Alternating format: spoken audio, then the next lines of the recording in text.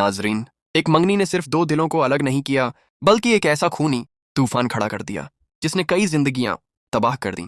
मोहब्बत नफरत में बदली, गुस्सा कत्ल में बदल गया और इंसाफ का पहिया इस तरह घूमा कि जालिम खुद सलाखों के पीछे पहुंच गया। आज की इस कहानी में एक तरफ होगा इरसलान का सबसे बड़ा गुनाह, दूसरी तरफ जायशा की जिंदगी का सबसे बड़ा इंसाफ और आखिर में ऐसा फैसला जो पूरे खानदान की तकदीर बदल देगा। फायजा अब पूरी तरह जायशा की बातों पर यकीन कर चुकी होती है। उसके दिल से इरसलान की मोहब्बत हमेशा के लिए खत्म हो चुकी होती है। अब उसे इरसलान एक झूठा, खुदगर्ज और धोखेबाज इंसान नजर आने लगता है। बहुत सोच विचार के बाद वह फैसला करती है कि अब वह अपनी जिंदगी को एक नया मौका देगी। इसी सोच के साथ वह आमिर का रिश्ता कबूल कर लेती है और दोनों की मंगनी पूरे खानदान की मौजूदगी में तय हो जाती है। लेकिन यह खबर जैसे ही इरसलान तक पहुंचती है, उसकी दुनिया जैसे उजड़ जाती है। उसे यकीन ही नहीं आता कि जिस लड़की को वह अपनी जिंदगी समझता था, वह अब किसी और की होने जा रही है। गुस्सा, नफरत और जिद उसके होश पर हावी हो जाती है। वह बार बार खुद से यही कहता है कि अगर फायजा उसकी नहीं हो सकती तो किसी और की भी नहीं होगी। इसी जुनून में वह बिना एक पल गंवाए अपनी गन उठाता है और सीधे सैयदा फायजा के घर पहुंच जाता है। उधर घर में खुशियों का माहौल होता है, मंगनी की बातें चल रही होती हैं। आमिर, फायजा और दोनों परिवार आने वाले दिनों के ख्वाब देख रहे होते हैं, लेकिन किसी को अंदाजा भी नहीं होता कि अगले कुछ लम्हों में यह घर खुशियों से मातम में बदलने वाला है। जैसे ही इरसलान घर के अंदर दाखिल होता है, उसकी नजर सबसे पहले आमिर पर पड़ती है। दोनों की आंखें मिलती हैं और माहौल में एक अजीब सी खामोशी छा जाती है। अगले ही पल इरसलान गुस्से में आमिर पर इल्जाम लगाना शुरू कर देता है। आमिर भी पीछे हटने के बजाय उसे करारा जवाब देता है। देखते ही देखते बात इतनी बढ़ जाती है कि दोनों एक दूसरे पर टूट पड़ते हैं। घर में अफरा तफरी मच जाती है। फायजा और उसकी वालिदा उन्हें रोकने की लाख कोशिश करती हैं, लेकिन इरसलान अब अपने होश खो चुका होता है। और फिर एक जोरदार धमाके की आवाज पूरे घर में गूंज उठती है। इरसलान गुस्से में ट्रिगर दबा देता है। गोली सीधे आमिर के सीने में जाकर लगती है। आमिर लड़खड़ाता है। फायजा उसकी तरफ दौड़ती है, लेकिन वह उसकी बाहों में ही दम तोड़ देता है। यह मंजर देखकर फायजा की चीखें पूरे घर में गूंज उठती हैं। उसकी वालिदा सदमे से बेसुध होने लगती हैं। कुछ ही मिनटों में पूरे इलाके में यह खबर फैल जाती है कि एक मामूली झगड़े ने एक बेगुनाह की जान ले ली। फायजा कांपते हुए हाथों से पुलिस को फोन करती है।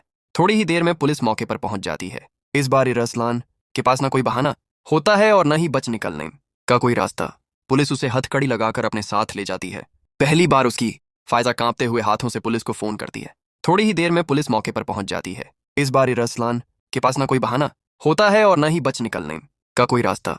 पुलिस उसे हथकड़ी लगाकर अपने साथ ले जाती है। पहली बार उसकी आंखों में गुस्से की जगह पछतावा दिखाई देता है, लेकिन अब बहुत देर हो चुकी होती है। जिस इरसलान ने कभी जायशा की जिंदगी को जहन्नम बना दिया था, आज वही अपने गुनाहों की वजह से कानून की गिरफ्त में खड़ा होता है। उसकी सारी ताकत, उसका घमंड और उसकी हेकड़ी कुछ ही लम्हों में मिट्टी में मिल चुकी होती है। अपने बेटे की गिरफ्तारी की खबर सुनकर शेरी भी टूट जाती है। वह हर दरवाजा खटखटाती है, हर रिश्ते का सहारा लेने की कोशिश करती है, लेकिन कानून के सामने उसकी एक नहीं चलती।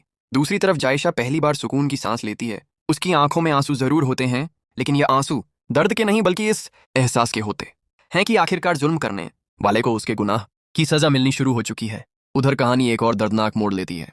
अरीशा की तबीयत अचानक बेहद बिगड़ जाती है। उसे फौरन अस्पताल ले जाया जाता है, जहां डॉक्टर बिना वक्त गंवाए उसका ऑपरेशन शुरू कर देते हैं। ऑपरेशन थिएटर के बाहर राफे बेचैनी से हर पल गुजार रहा होता है। उसकी आंखों में सिर्फ एक डर होता है कि कहीं वह अरीशा को हमेशा के लिए ना खो दे। इसी इंतजार में उसे अपनी एक एक गलती याद आने लगती है। उसे एहसास होता है कि अगर उसने वक्त रहते अपने रिश्तों की कद्र की होती तो शायद आज अरीशा को इतनी तकलीफ ना उठानी पड़ती।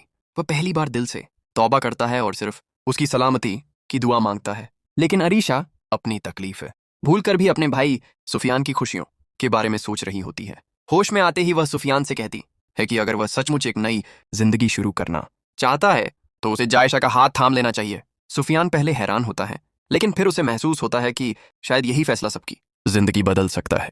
दूसरी तरफ जेल की सलाखों के पीछे बैठा इरसलान भी आखिरकार अपनी हर गलती का हिसाब अपने जमीर से लेने लगता है। उसे समझ आ जाता है कि गुस्से में लिया गया एक फैसला उसकी पूरी जिंदगी बर्बाद कर चुका है। वह जायशा से दिल से माफी मांगता है और उसे तलाक के कागजात भेज देता है, ताकि वह हमेशा के लिए इस दर्दनाक रिश्ते से आजाद हो सके। तलाक मुकम्मल होते ही जायशा अपनी जिंदगी का सबसे भारी बोझ उतार देती है। अब वह पीछे मुड़कर नहीं देखती। पूरे परिवार की रजामंदी से सुफियान और जायशा का रिश्ता तय हो जाता है। कुछ ही अरसे बाद दोनों का निकाह बड़ी धूमधाम से होता है। इस बार जायशा की आंखों में आंसू होते हैं।